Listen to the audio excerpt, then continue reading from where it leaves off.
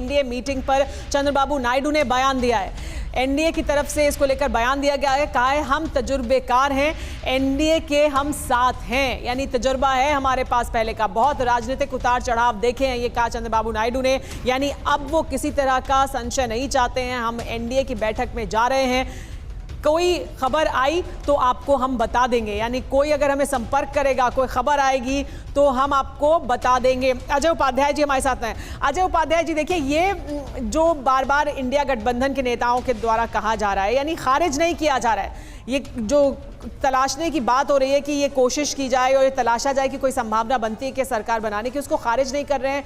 खुद कह दिया है उद्धव ठाकरे ने कि प्रधानमंत्री पद का जो उम्मीदवार है उसको हम तय करेंगे आज की बैठक में, हमें तय करना चाहिए, हमें कोशिश करनी चाहिए। लेकिन चंद्रबाबू नायडू कह रहे हैं कि हम तजर्बेकार हैं, पहला पुराना तजर्बा है, हमने बहुत उतार चढ़ाव देखे, अब कोई उतार चढ़ाव नहीं हम चाहते हैं, और अगर आपके साथ आते हैं तो उतार चढ़ाव तो लगा ही रहेगा। क्या यही हाल नीतीश कुमार का भी है? वो भी कह चुके हैं। तो फिर किस तरह की संभावना तलाश रहे हैं आप? सुमित्रा जी, नायडू साहब ने जो कहा है कि हम तजुर्बेकार हैं, तो उसमें बहुत सारे अर्थ हैं, राजनीतिक अर्थ उसके निकाले जाने चाहिए।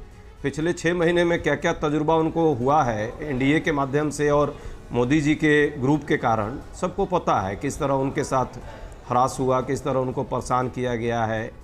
नीतीश जी की बात जहाँ तक की जाए तो नीतीश जी एक प्रबुद्ध और वाकई गंभीर राजनीतिज्ञ हैं, समय और परिस्थितियों को समझते हैं, और उनकी मन की बात को मोदी जी भी नहीं समझ पाएंगे। समय आने दीजिए, सबका रास्ता निकलेगा। लोकतंत्र में लोकतांत्रिक मर्यादा को जिस तरह जनता ने बचाने का प्रयास किया है, इस भारत के संविधान की रक्षा करने का जिस तरह इस देश के गरीब और सामान्य लोगों ने, मध्यम वर्ग ने प्रयास किया है, युवाओं ने प्रयास किया है, मुझे लगता है उसी तरह इस देश के जो राजनीतिज्ञ लोग हैं, अलग अलग पार्टियों के, अलग अलग दलों के, वो भी इस बात को समझ रहे हैं, और उनके लिए भी अब एक बड़ी जिम्मेवारी जनता ने संविधान की रक्षा के लिए किया है। जरूर उसका निर्वहन वो करेंगे, और जो सामयिक होगा, लोकतांत्रिक होगा, मर्यादित होगा, परंपरागत होगा, और लोकतंत्र की परंपरा जिसमें बच सके, उसी का ख्याल हम लोग रखते हुए आगे की परंपरा को आगे बढ़ाने का काम करेंगे। किशोर तिवारी जी, आपकी तरफ से, उद्धव ठाकरे की तरफ से कहा गया कि प्रधानमंत्री पद के उम्मीदवार को हमें चुनने के लिए हम इकट्ठा होंगे,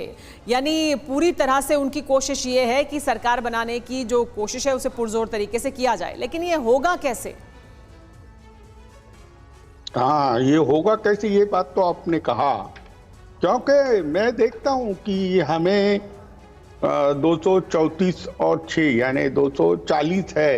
अब 32 सीटें कम पड़ी है, तो ये कम पड़ी है, लेकिन जो पार्टियां एनडीए के साथ है, उनमें से कई पार्टियां अपना निर्णय बदल सकती है अगर वो विवेक के साथ निर्णय बदलेंगे। ये भी बता दीजिए, 234 प्लस 6 कौन सी हैं? 6 कौन सी हैं ये जो आप जोड़ रहे हैं? नहीं, मैं आपको बता रहा हूं ना कि अब इंडिपेंडेंट के अंदर आप देखते हैं तो सांगली और पूर्णिया हमारी सीट है।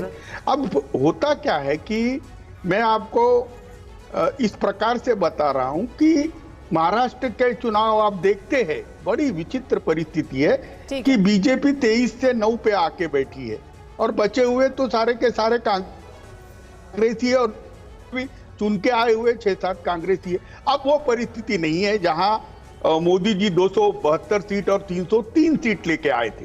तो मुझे लगता है क्योंकि वो स्थिति नहीं है, परिस्थितियां बदली हैं, इस वजह से गुंजाइश है, आपको लगता है कि यहाँ पर गुंजाइश है जिसे तलाशना चाहिए।